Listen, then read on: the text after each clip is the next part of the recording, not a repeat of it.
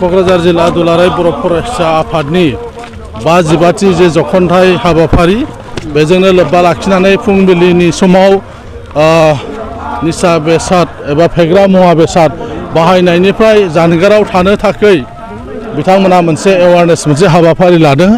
मानोना आथिखालाव जोंनि समाजफ्राव जोङो नुनो मोन्दों गोबां फेग्रा मुवा बेसाद बाहायनानै गोबां लाइमोनफ्रा गाव गावनि जे जिउ खोमानानै लानायखौ आरो न'खरफ्रा बेबायदिनो सिलिंखार जालांनाय गोबां जोङो नुनो हमदोंसै।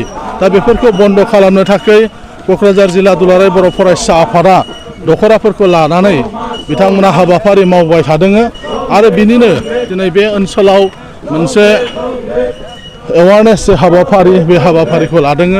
बिथांमोना मिजिंथिदों गामिनि क्लाबफ्रा लाइमोन आफादफ्रा जुदि मदद खालामोबा क'क्राझाराव बेबायदि फेग्रा मुवा बेसाद बाहायनाय बेखौ थाबैनो बन्द' खालामनो हागोन।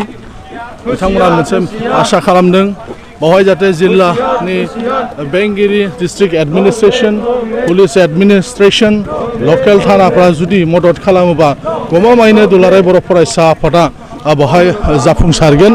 दा बेनिखायनो रायजो राजाफोरखौ आपिल खालामदों आंबो आपिल खालामो जे जोंनि बर' समाजाव जाहाथे बेबायदि फेग्रा मुवा बेसाद बाहायनाय ड्राग्स बाहायनायनिफ्राय जाहाथे गोजानाव थायो आरो बेफोरखौ नुयोबा बेबायदि बाहायग्रा मानसिफोरखौ नुयोबा जाहाथे दुलाराय बर' फरायसा आफादजों जगाजग खालामो बिनि थाखाय जाहाथे मोनसे राहा लानो हायो।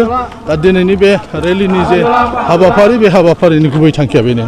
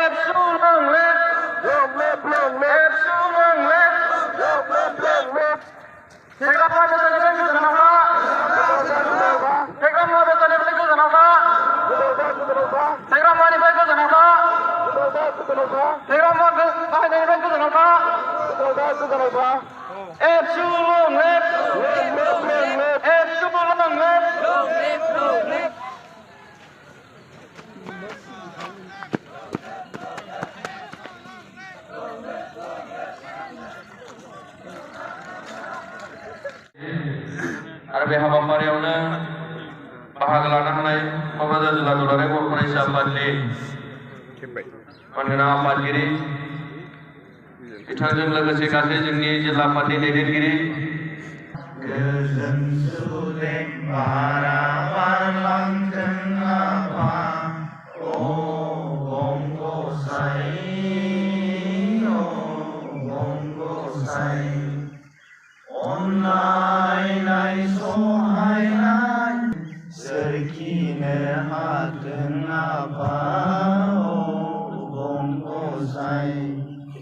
संसाराव गोजोन